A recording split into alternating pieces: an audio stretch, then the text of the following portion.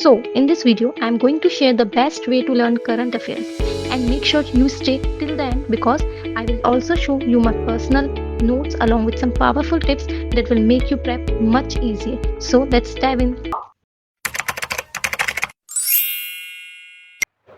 Hey guys, welcome back to my channel. आज के blog में कोई एक रैंडम स्टडी ब्लॉग नहीं है या मेरा day to day life routine नहीं है। आज मैं आपको बताऊंगी कि मैं करंट अफेयर्स को कैसे पढ़ती हूँ। देखो, ये मेथड मुझे फॉलो करते हुए 2-3 महीने हो चुके हैं, तो अब मैं ये कह सकती हूँ कि हाँ, इस तरीके से करंट अफेयर्स को ईजिली याद किया जा सकता है और अच्छे से पढ़ा जा सकता है। मैं ये मानती हूँ कि पर्सन टू पर्सन डिपेंड करता है कि कैसे आप किसी चीज़ को लर्न कर पाते हो।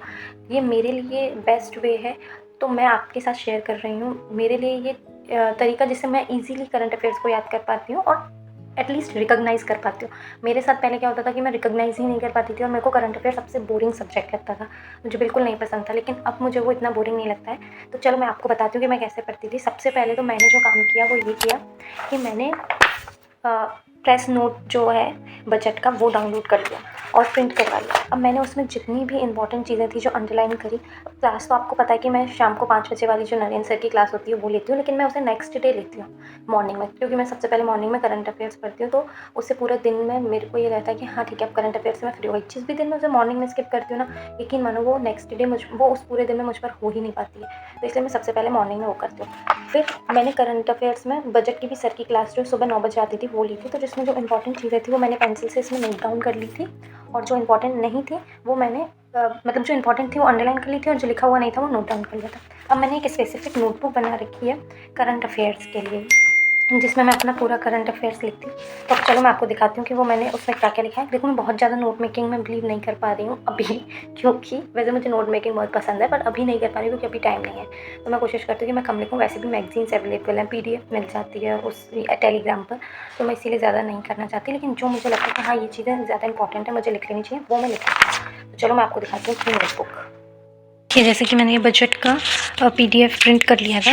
अब इसमें मैंने जो जैसे कुछ चीज़ें थी जो मुझे लगा कि इंपॉर्टेंट है, जैसे कि यहाँ पर ये है कि जयपुर में 5 पत्ती पर पॉलीक्लिनिक बनेगा। ऐसे और भी कई सारी चीज़ें थी, जैसे कि ये अभियान से रिलेटेड। तो ये सब मैंने यहाँ पर लिख लिया। जैसे प्रथम बर्तन बैंक कहाँ पर बनने वाला है, ये सब। तो ऐसे मैंने पूरे बजट को पढ़ लिया था और इससे मुझे ईजिली पढ़ने में भी आता है। अब नोटबुक देखते हैं।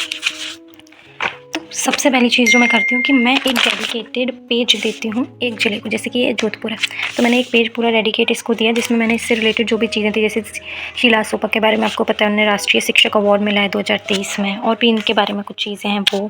जैसे जयपुर से रिलेटेड जो चीज़ें होती रहती हैं, जो जयपुर के गाँव आजकल फेमस हैं वो सब। फिर उसके बाद अवार्ड से रिलेटेड पूरा एक page.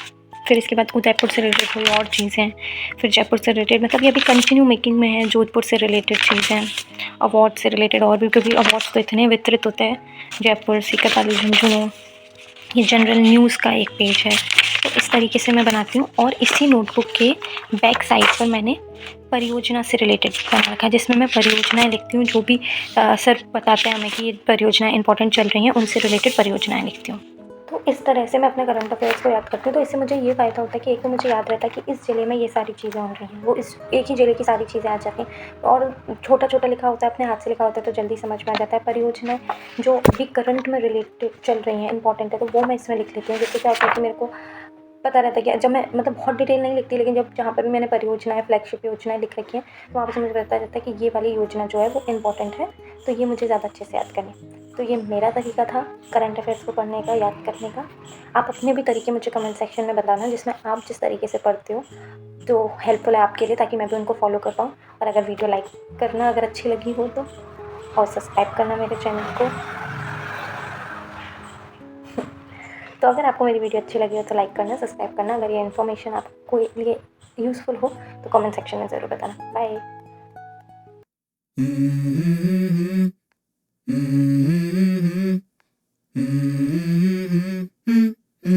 Let's go.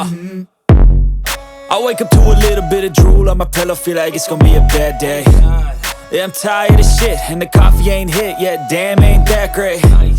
I don't wanna go to work, cause my boss is a jerk, and I'm not even that